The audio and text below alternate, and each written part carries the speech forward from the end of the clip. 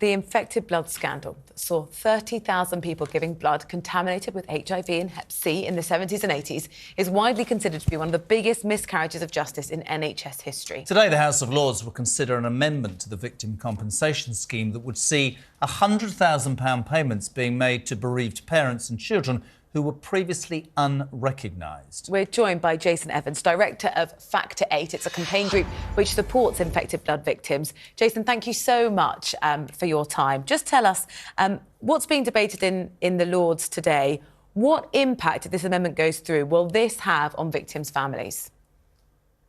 Yeah, good morning. So last December, we saw this new clause added to the Victims and Prisoners Bill in the Commons, which basically places a legal requirement on the government when the bill becomes law for them to establish a compensation scheme.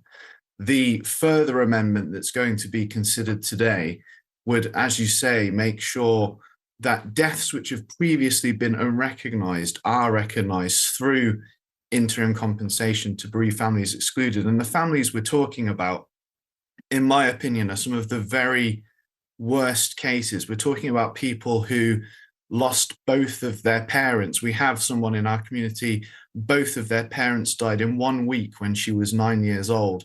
We have somebody who lost both of their parents and their sister, who was born HIV positive before they were 3 years old.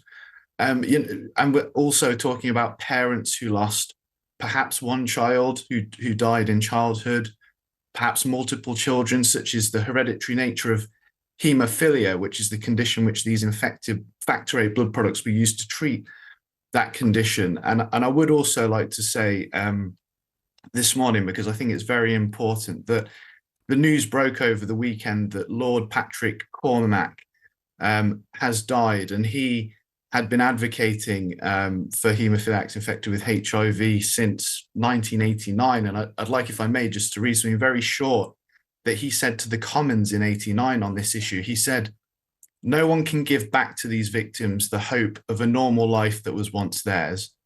No one can remove the uncertainty with which they and their families live from day to day, the uncertainty of when the bell will toll. If any group of people live in the shadow of death, they do. It is no wonder that their story has been described as the most tragic in the history of the NHS. Many of them carry the extra burden of financial hardship, or even greater worry of not knowing how their dependents will fare after they have gone." And those words stand true as of right now, over 30 years later.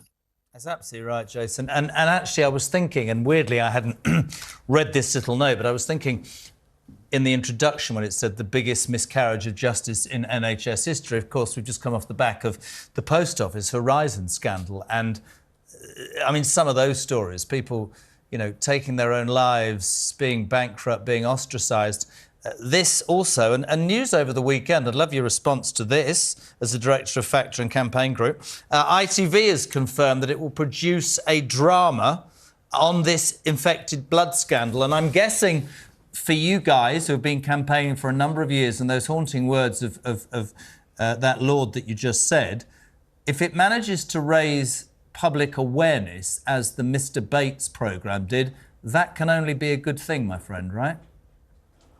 Well, I think any, project that will help the public understanding on this issue, will be very welcome. And that includes a drama. I think there's huge scope for a further documentary on this issue. There's so much more to be told. I mean, the point stands, though, that it shouldn't take, whether it's the Post Office or the infected blood scandal, it shouldn't take a TV drama for the government to act on the recommendations of their own inquiry. And let's be clear, the infected blood inquiry made its final compensation recommendations in April of last year.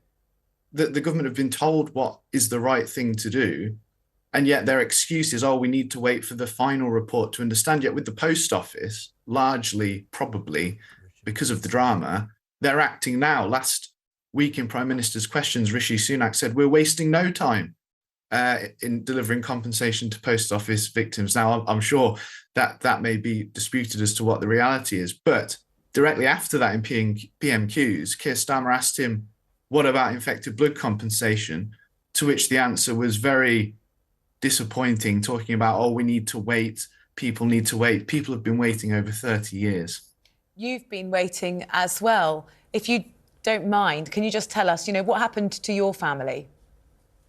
Yeah, I mean, the reason, I am the director of Factor 8, the reason we set up the campaign group, for me on a personal level, was that my father was born with the blood clotting disorder haemophilia. And as a result, like all haemophiliacs virtually in the 70s and 80s, he was treated with this, at the time, new Factor 8 blood product, which was made by mixing together the blood plasma of tens of thousands of prisoners and people who were paid to give their plasma, often in the US, but also product was made in the UK. And those products, because of that dangerous manufacturing process, every single bottle of it was infected with hepatitis C, and a large portion was infected with HIV. My father was infected with both of those viruses. He died of AIDS in 1993 when I was 4 years old.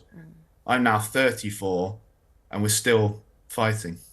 Jason, I'm really pleased we did that. Later on at 8:45, we're going to speak to a victim as well. And certainly we support what you're talking about. And thank you so much indeed for highlighting what is a huge, huge issue, and more throughout the day and the next and coming weeks. Thank you. Jason, thank you very much indeed.